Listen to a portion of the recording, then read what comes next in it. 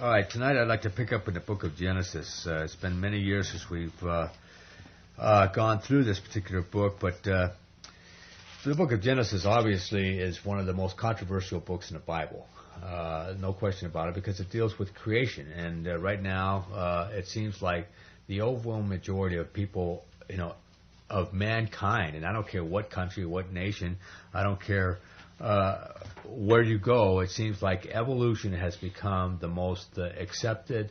Well, it's a theory, but it's always presented as some kind of scientific fact. But there's no question about it that evolution is nothing more than a hypothesis, is nothing more than a theory. And evolution is constantly, in a sense, the theory of evolution is constantly evolving itself, because it seems like hardly a month goes by you don't read something in a paper that contradicts some other theory that they had based their evolutionary house of cards on. And I'll give you an example. There's 26 different evolutionary theories for the origin of our solar system alone. And the reason there's 26 different theories about it is because none of the theories really fit the data. The only thing that fits, the data is creationism. And, the thing that really is sad to me is that there's so many church members today, even believing Christians, who question the account of Genesis as far as the creation is concerned. They feel like, hey, science has proven through radioactive dating, through carbon-14 dating, through all of these different dating processes, the Earth is 4.5 to 5 billion years old, and the fish came upon the sea 340 million years ago, and the list goes on and on and on and on and on and on as far as the millions of years that they toss around here. Okay, and so they figured that, well, the Genesis account cannot possibly be a right account. But all I can say is this, okay?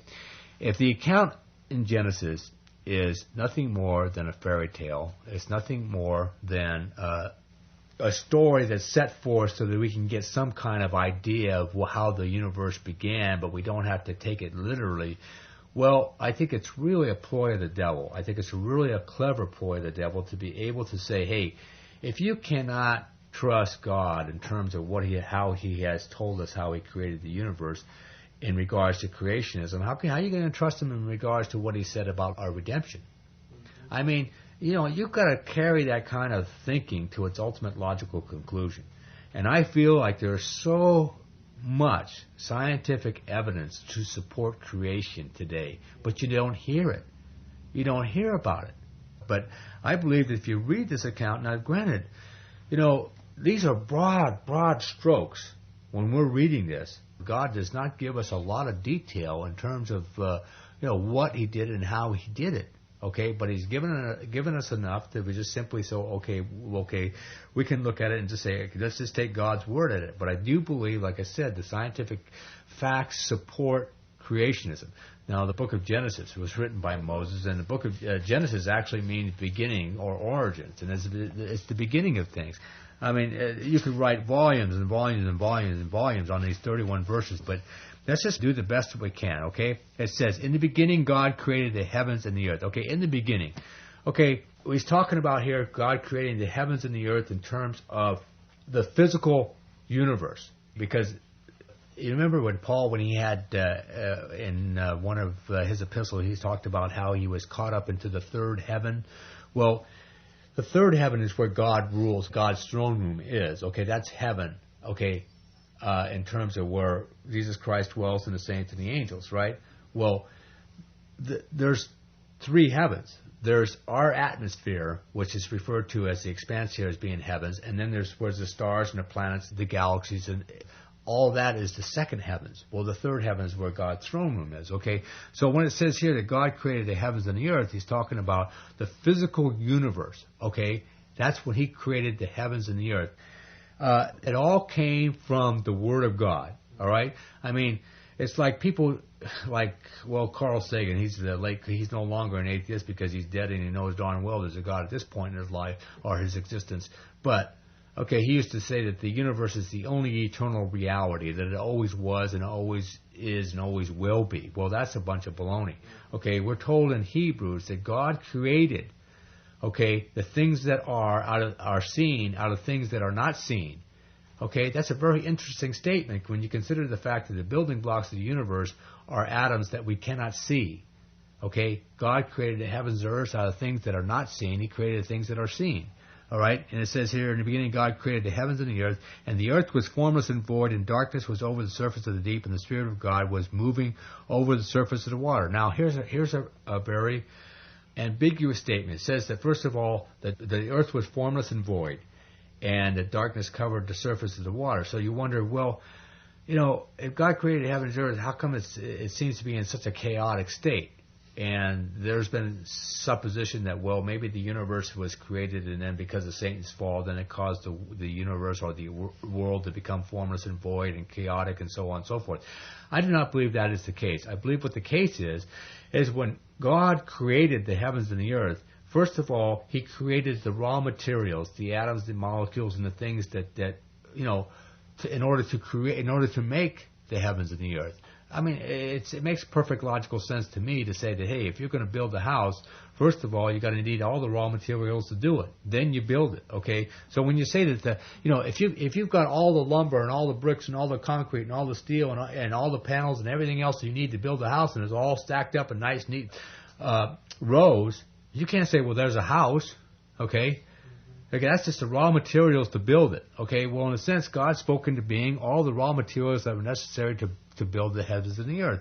And so when He says here, the earth was formless and void, and darkness was over the surface of the deep, and the Spirit of God was moving over the surface of the waters, then God said, let there be light, and there was light.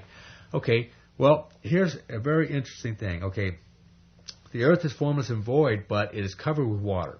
And then God's Spirit is moving over the waters. In other words, He is now in the process of constructing, fashioning, shaping, molding the earth into, a habitat for man.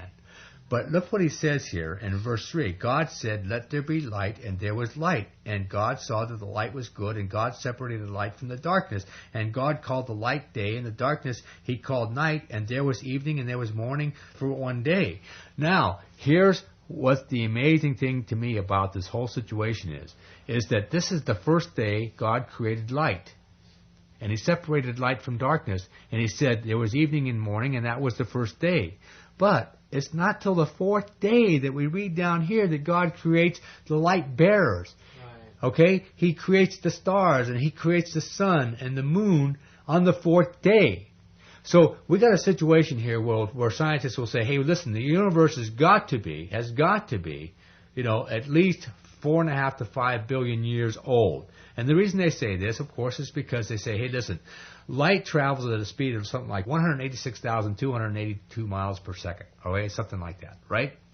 And over a course of a year, it'll travel 5.9 trillion miles. In other words, in a course of a year, light will travel almost 6 trillion miles.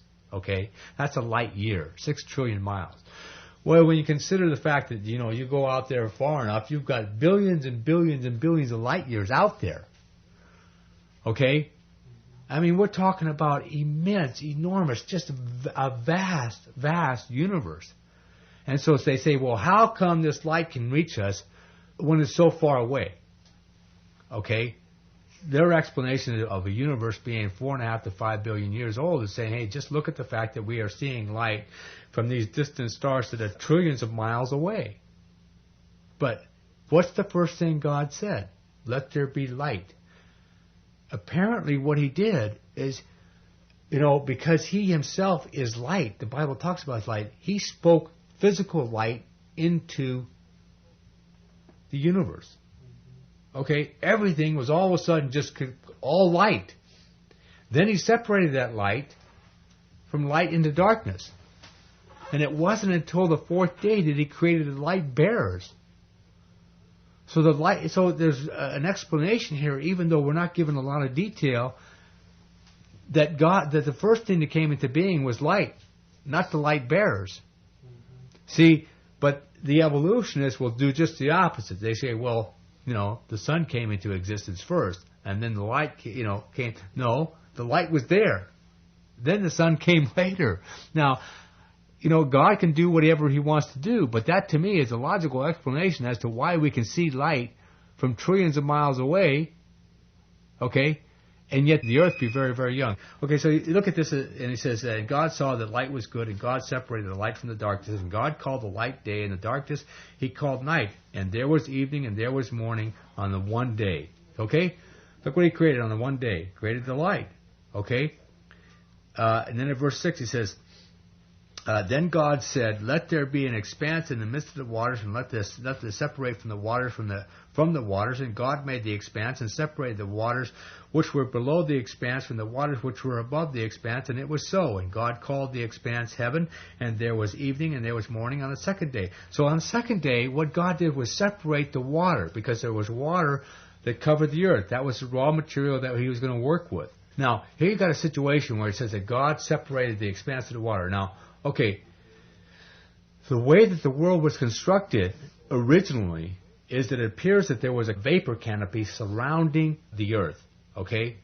Now, that's not too far-fetched. If you look at Venus, Venus has got a vapor canopy that surrounds that planet that's so dense we can't see through it. As a matter of fact, one of Saturn's moons, Titan, has a vapor canopy around it. It has a canopy around it that we can't see through it either. Okay? The Earth had this vapor canopy around it where the sunlight could filter through this canopy, but it would act like a greenhouse effect. Okay? And we are told in Genesis 2 that before the flood there was no rain. Okay? That rather mist would rise from the ground. So it was kind of a terrarium effect. And if you stop and think about it, the way that God constructed the world originally, if he had this vapor canopy around it, it would block out all the harmful sun rays in such a way, but at the same time, it would heat up the earth in a way that the moisture within the atmosphere would constantly be rising, okay, watering everything. And there would be a constant temperature throughout the world. There was no such things as barren deserts. There was no such things as polar ice caps. There was no such things as landmass that wasn't inhabitable. Okay? You had a situation here where the world was absolutely gorgeous. It was just ideal. It was like a greenhouse effect. Okay? Before the flood. And what this also did, okay, was that the construction of the world was such that it really added longevity in terms of human life, in terms of all life, as a matter of fact. Okay? It wasn't until after the flood that it's not just the genetic makeup that has deteriorated over the years as far as the gene pool, but it's also our environment that is very, very, let's say, inconducive or very, very, detrimental in terms of human longevity, where people used to live hundreds and hundreds and hundreds of years, okay, before the flood.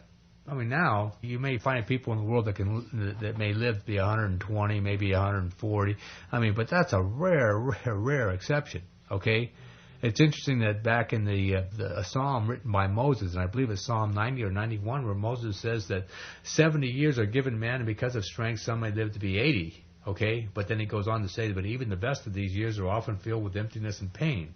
Well, interesting thing that even in our most technologically advanced countries, okay, the average lifespan of a human being just hovers around 70, 80 years. Okay? Now, granted, you've got people that can live, some people live much longer, but, the average lifespan is right in that ballpark. But the way the world was constructed originally, hey, it was really conducive to longevity in terms of a person's lifespan was concerned. So when he separated the waters, like we see the clouds now, but what it was a vapor canopy that surrounded the earth. It wasn't that cloud situation. And then if you go and read the Noachian account of the flood, what it says is the windows of heavens opened up. So what happened was that the canopy collapsed. It collapsed on itself, and it just poured rain, and it said the fountains of the deep broke open, okay? And that's what ended up happening, was the canopy did collapse. And then what happened is that the earth, okay, became flooded and gutted to the point where we are told that the highest mountain was covered 22 cubits higher as far as the water was concerned.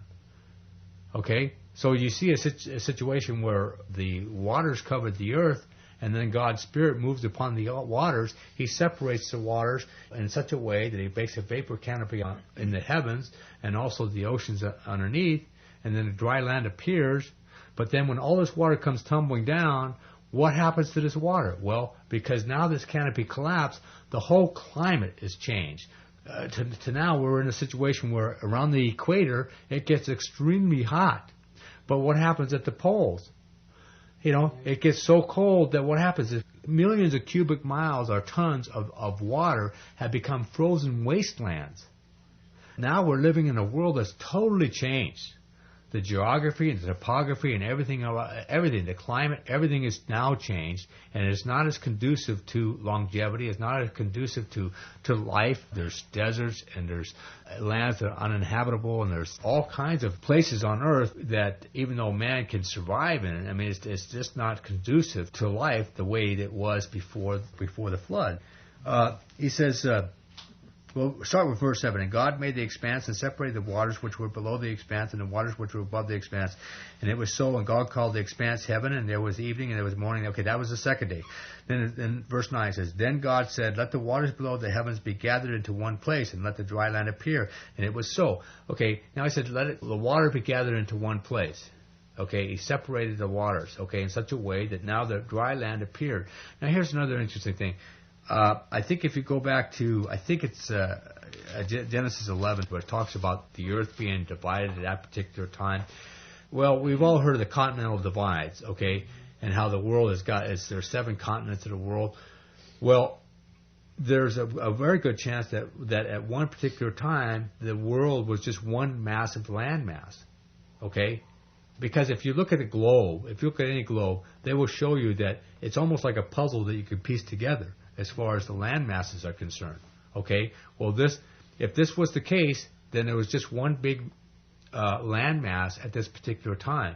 But because of the flood and because of everything that was created through this incredible disaster, okay, that the whole, like I said, topography and geography of the world was changed in such a way that, there was a tremendous, splitting apart of even the land masses. And it didn't take billions and billions of years. It was something that took place over a relatively short period of time because of just a catastrophic event.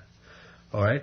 And then it says, He called the dry land earth, and the gatherings of the water He called the seas, and God saw that it was good. And God said, Let the earth sprout vegetation and plants yielding seed and fruit and bearing fruit after their kind, and the seeds in them and on the earth. And it was so. Now here's another interesting thing, okay? Keep something in mind. The earth is now sprouting all this vegetation, but there's no sun. But there's plenty of light, isn't there? The vegetation and the plant life come into being on the 3rd day. The light bearers don't come into being until the 4th day. Interesting. Okay? So and then He says also that these fruit trees bearing after their kind. Now you're going to read that time and time again as far as fruit trees bearing after their kind, animals bearing after their kind, and insects bearing after their kind. After their kind. Interesting thing, there was an article either in today's paper or yesterday's paper about the Africanized killer bees. Okay, now they're becoming a real threat here in America. But it actually was an experiment, I think it was in Argentina in the 50s, right? Around 1957, where they took a European honeybee and they took an African bee and they cross-mated them. And what they produced was a different kind of bee, okay? And what it is a honeybee, but it's extremely aggressive. And now it's becoming a real pestilence, a real plague upon mankind. See, this is what happens when mankind starts tinkering around with God's creation, right? God said everything's to reproduce after its kind. But here man, tries to do this genetic engineering, and look what he come up with. He's now come up with this, pestilence that he can't get rid of. And these things are now in a situation where they're killing dogs and they're killing animals and killing cattle and killing people, and there's no stopping them at this point. This is one more plague that man's bringing. But this is one of the reasons why God, put everything after its kind. Because when man starts getting in, starts tinkering around with all his genetic engineering, you can rest assured he's going to make a mess out of what God has created, and it's going to come back and bite him in the rear end. He says here in that verse 12, it says, "And the earth brought forth vegetation, plants yielding seed after their kind, and trees bearing fruit with seed in it after them and after their kind. And God saw that it was good. And it was evening and it was morning on a third day." Now, as I said, that's a third day. Okay? We're talking about 6 days of creation here. All right? These are, he says, evening and morning on the first and second day. All right? We're not talking about billions of years here. Okay, now I realize that Peter says that a day of the Lord is 1,000 years, and 1,000 years is but a day. And he's talking in the context there of judgment, but what he's basically saying is, hey, time is irrelevant to God. Okay, it's certainly relevant to us, but God dwells in eternity. He's outside of time. Okay, so you can't use that and say, well, because 1,000 years is but a day to God, and a day is but 1,000 years, then it was, 1,000 took 1,000 years, because even then you're way off. Because the evolutionists are saying that the cosmos is around 4.5 to 5 billion years old. Okay, now think about it for just a second. Okay, there's about roughly 1,000 pages in the Bible. Okay, if you took maybe a stack of Bibles up to your knee, you would have 6,000 pages. Okay, well, if you were going to have 4.5 to 5 billion pages, those pages would go from the ground 14, 15, 16, 17 miles into the stratosphere. That's the difference between, 6,000 and 5 billion. Okay? Now, either God said what he meant and meant what he said, okay, that it was six days, it was 5 billion years. Why did he just say that? Well, no, it doesn't fit the data anyway. But again, I think that Christians really have to know what it is they're talking about, because they're going to try to be intimidated by the so-called sacred cow of evolution that nobody wants to question. And I say, hey, it is a bunch of bunk. Don't be so gullible. Have the intellectual honesty to investigate what's being said there and compare it with the facts, and you will see that, hey, you don't need to be threatened by them, because, let me tell you, evolution is nothing more than a religion where it takes an enormous amount of faith. It takes an infinite more amount of faith to believe in it than it does to believe in God created these things. When you stop and take a good, hard, cold, honest look at the facts. For example, they speculate.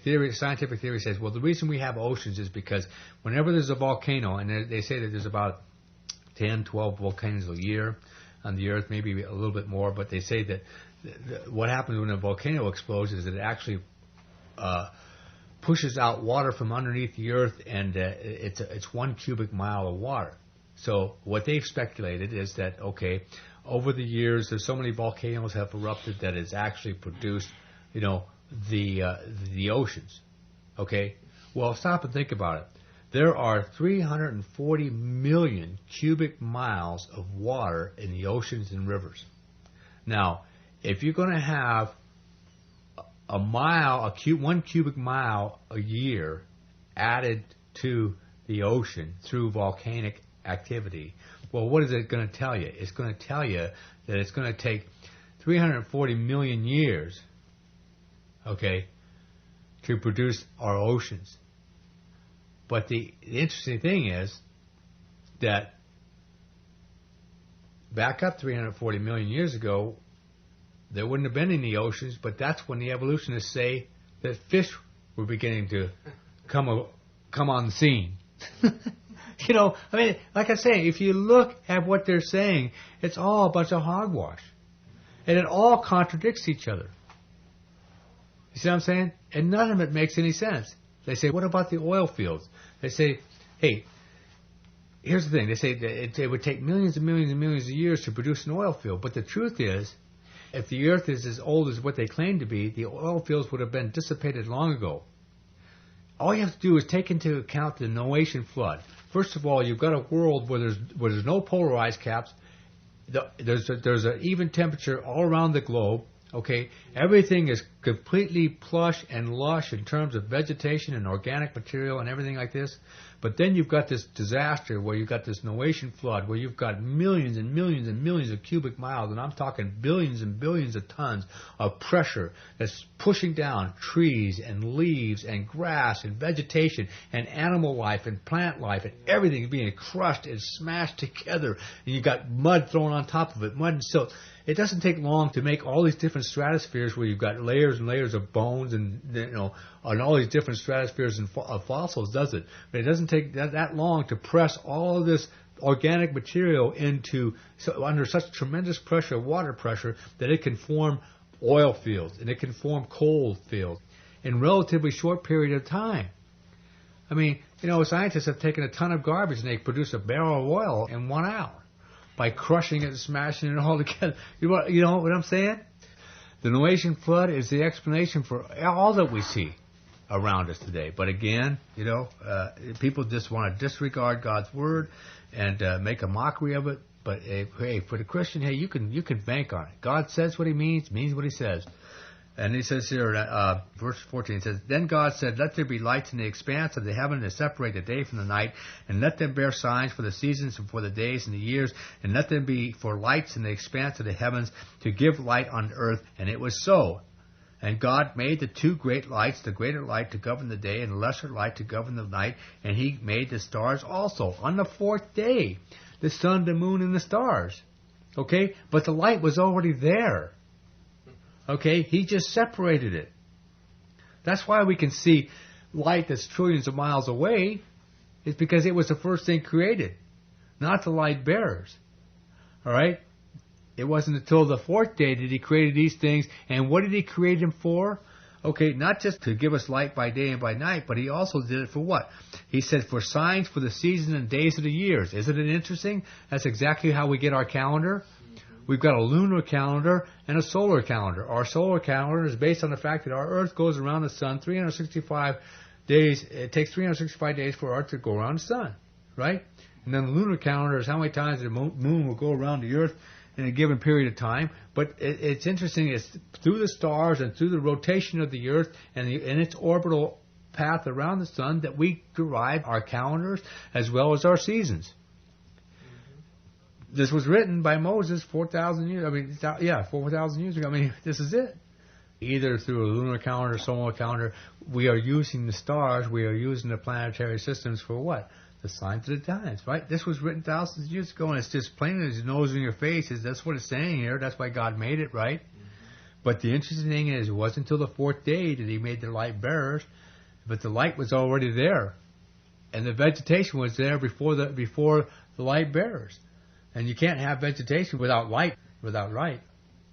Okay, verse 15, it says, and let them be lights for the expanse of the heavens and light on the earth, and it was so. In verse 16, it says, And God made the 2 great lights, the greater light to govern the day, the lesser to govern the night. He made the stars also. In verse 17, it says, God placed them in the expanse of the heavens and gave light on the earth, and to govern the day and the night, and to separate the light from the darkness, and God saw that it was good. And there was evening, there was morning on the 4th day. And that sums it up. That's the 4th day of creation. Then verse 20 says, And God said, Let the waters teem with swarms of living creatures, and let the birds fly above the earth, and the open expanse of the heavens. Now, here's an interesting thing. Okay, first of all, God said, Let the oceans teem with living things. Okay? The ocean is just an absolute marvel. Just an absolute marvel when you look at the incredible. I look at some of these geographic films and these nature films, and I've been snorkeling before, and it's just amazing what you see underwater. The life that's under there. I'm looking on the ocean floor and I'm seeing spiders walking around. I'm going, oh my gosh! It's amazing what you see. And it says let the oceans teem with life, right? And it didn't all just evolve, and it came spontaneously, all of this different life. And then what happens? He says this. Look at this. He goes from ocean life to what? To birds. Look at what he says here. He says, verse 20, it says, God said, Let the waters teem with the swarms of living creatures, and let birds fly above the earth in the open expanse of the heavens. So God created the fish first, then the birds, Okay? And he says, and God created the great sea monsters and every living creature that moves, with which the waters swarmed after their kind, every winged bird after its kind. And God saw that it was good, and God blessed them, saying, be fruitful and multiply, and fill the waters of the sea, and the birds multiply upon the earth. And there was evening and there was morning on the fifth day. So, look at what he did. He made the fish first, and everything that teems in the ocean, and then he made the birds the same day, and he made he says, the monsters in the water. In other words, hey, we're talking about here, God had created the world in such a way that it was very, very conducive for very large animals. We're not just talking about dinosaurs here. We're talking about big, huge sea monsters, okay, that these creatures could live in the water. Well, he created them on the fifth day.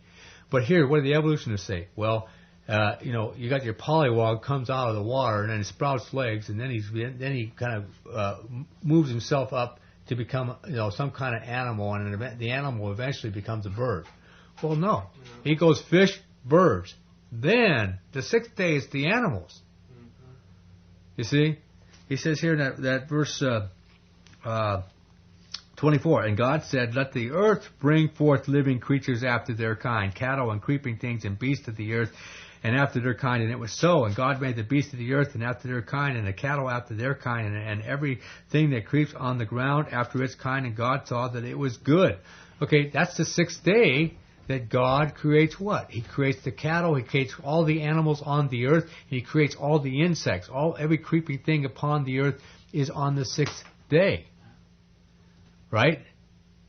So you go fish first, birds second, animals and insects third. Okay, this flies in the face of all this evolutionary, hocus pocus too. Okay, then he says here in that verse 26, then God said, let us make man in our image according to our likeness, and let him rule over the fish of the sea, and over the birds of the sky, and over the cattle, and over all the earth, and over every creeping thing that creeps upon the earth. And God created man in his own image, in the image of God he created him, male and female he created him. Now, here to me, you can't have it any clearer in that verse 26. Then God, singular, said, let us, plural, make man in our, plural, image, and according to our, plural, likeness, and let them rule over the fish, the sea, etc. In other words, God is singular, but he's talking in the plural. If you will find throughout the Scripture, you will find Jesus Christ being referred to as Lord and Creator and God. You will find God the Father referred to God, Creator, and Lord. You will find the Holy Spirit referred to as God, Creator, and Lord. Okay? The triune Godhead. It says, let us. Who's he talking to if he's not talking to himself? God, singular, said, let us make man in our image. He wasn't talking to no angels. He's talking to himself. Or, let us make man in our image. Okay? But what he says here is, we'll make man in our image. Now, what does it mean to be made in the image of God? Well, I've often wondered, what's the big distinction between a man and an angel? Because, first of all, you can see the distinction between a man and a beast. Man has a God consciousness. Man has a self-consciousness. Man has a free will. Man has an intellect that can question his existence. Okay? But also look at the way we are made up emotionally. Our emotional component is really quite unique in terms of our ability to feel hurt, to feel grieved, to feel joy, to feel sorrow, to feel laughter, to feel anger, to feel resentment, to feel loneliness, to feel... All of these different things are a reflection of what God is. What we are in a miniature sense, God is in an infinite sense. Okay, and I don't know exactly what separates us, from angels, but there is a separation there in terms of I've never read anywhere where it says God created angels in His image and likeness. He created man in His image and likeness, and He created angels to be ministering spirits unto men. Okay, but angels were created a little higher than men, but they have a different nature that's actually different from God's. We are more like God in His nature than angels are. Okay? Believe it or not. Okay, but angels have a self-awareness, they have a consciousness, but there's something about the makeup of an angel that makes them distinct. Okay, they may not have the emotional component. For one thing, man is in a position where he can procreate, he can reproduce his kind. An angel, apparently, God spoke into existence all the angels at once. Angels do not have the ability to reproduce themselves. At least there's no suggestion of it whatsoever in Scripture. Okay? God could reproduce himself in the sense of making man in his image. And man has that capacity to reproduce himself. Okay? I mean, there's if you stop and think about it, there could be a lot of unique things about man that distinguishes him from angels. But yet angels are made higher than man, but it's just for a little while. That's what the Bible says. Mm-hmm. Okay? So then it says in verse 27, God created him man in his own image. In the image of God, he created him, male and female he created. Now, this chapter 1 is just giving an overview of creation. When we get into chapter 2, God will give us the details of how he created women, or the woman. But here he says very plainly that he created male and female in his image and likeness. And the fact that they are male and female, okay, there's a sexuality there, there's a distinction there, there's a definite difference between men and women, and it's not just anatomically. I mean, it's emotionally, it's biochemically. I mean, it's just incredible how men are different than women, okay, in so many, many ways. The differences that God created men and women were meant by God to complement one another. And they had a perfect complementary element for each other before the fall. But once they fell, then these areas of that were complementary to one another became areas of conflict. And so from there on out, there's been a battle of the sexes. I mean, there's been just a natural conflict between men and women. Okay? Because men think different than women. They perceive things different than women. They respond to things different than women, and vice versa. And there's so many, many differences. You could see that the sexuality that God created was for a very distinct purpose, yet at the same time they were both created in his image and likeness. Okay? I read an interesting thing. There was an article in the Chronicle today, and it was just talking about, I guess, an article that had been written previously that I had read. You know, there's been so much talk about the Titanic, and, you know, it's sinking. Okay, well, if you've seen the movie or you read anything about it, you know that at that particular time, back in 1912, I mean, you know, when the boat was ready, the Titanic's ready to go down, the order of the day was women and children first. And the men recognized, hey, I'm going down, you know, because I have to give up my seat for a child or for a woman. And that was just accepted. Okay, now, interesting thought that's brought up today with the feminists, okay? It's like, okay, now we want to be equal. Okay, now who gets the seat? Right? But, you see, I bet you could have a whole ship full of feminists, and they're going to really change their tune if the ship's going down. I guarantee it. They're not going to say, well, I'm your equal, so I'm going down, and you can have my seat, or I'll flip you for it. You know, I don't know. You know what I'm saying? I don't think it's going to work that way, because there's a natural order of things, isn't there? There just is. You know, that there's a natural shame if you would think that a man would push women and children aside to save his own little hiney. Don't you think so? Okay? And he couldn't come out and say, well, look at, we're all equal, you know, survival of the fittest. What the heck? Right? I mean, that's going to go over like a lead balloon, even with the feminists, I guarantee it. Okay? I'm just, you know, I throw that out because what I'm saying is here, there are such unique differences, and God created them that way for a very specific purpose. You know, and when he created the woman, and we'll get into it next week, he created her from the side of man.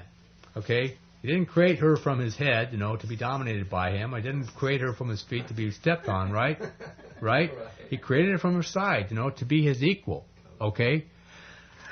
Just closing this down. He says here in that verse 28, it says, and God blessed them, and God said to them, be fruitful and multiply and fill the earth and subdue it and rule over the fish of the sea and over the birds of the sky and over the living thing that moves on the earth.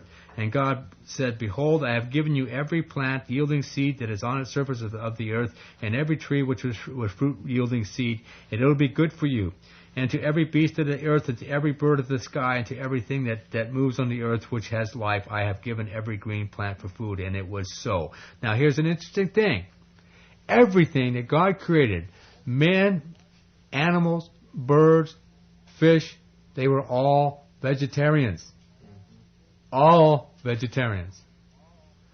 I mean, I've heard people make the argument, well, you know, I don't understand, I can't believe in God, because why did God make the world in such a way that, you know, animals eat animals and men eat animals and all this carnage going on? I say, hey man, it wasn't like that to begin with. Right? He says here, he gives them every fruit-bearing plant and tree and vegetation for their sustenance. That's men, animals, birds, and fish. There was none of this devouring each other. This all came in view of the curse. But as a matter of fact, even after the curse, men did not start eating animals till when?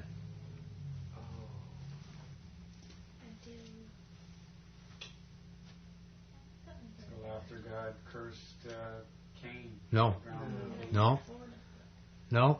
It was after the flood. Then God said to Noah, I will give you all these different animals to eat. Because then God knew that, okay, no longer did you have a world that was so plush with all this vegetation and organic matter. Now the whole world has been changed. The whole environment has been changed in such a drastic way that in order for creatures to survive, they had to start eating on one another. Cannibal, yeah. Okay? But it wasn't until after the flood that this happened. Before the flood, men were still vegetarians, and apparently animals were too. It's interesting to note in the new world God's going to recreate. Right. He's going to go back to the original order. Right. We won't be eating animals. Right. It says that the wolf will lie down with the lamb, and the lion will eat straw like an ox. Okay? And it says that the serpent will eat the dust of the ground. I mean, it'll go back to that original divine order. Right? So in the last verse 31, and God saw that all he had made, behold, it was very good, and there was evening and there was morning on the sixth day. Now, this is the sixth day. He says it's very good. Now, look at the whole situation with the evolutionists. Okay, you got a world here that's not very good. You've got a survival of the fittest. You got animals devouring one another and destroying one another, and this whole thing of one mutation after another. I mean, it's just absurd when you look at the evolutionary account and the incredible mental leaps you have to make in order to put this all together. That all of a sudden, you go from this one-celled slimy amoeba, until the hair of a gorilla that somehow comes into a human being. Oh man! I mean, you talk about mental gymnastics. I mean, it's just phenomenal, isn't it? The kind of faith it takes to believe in this kind of nonsense, right? Anybody have anything you want to add or share?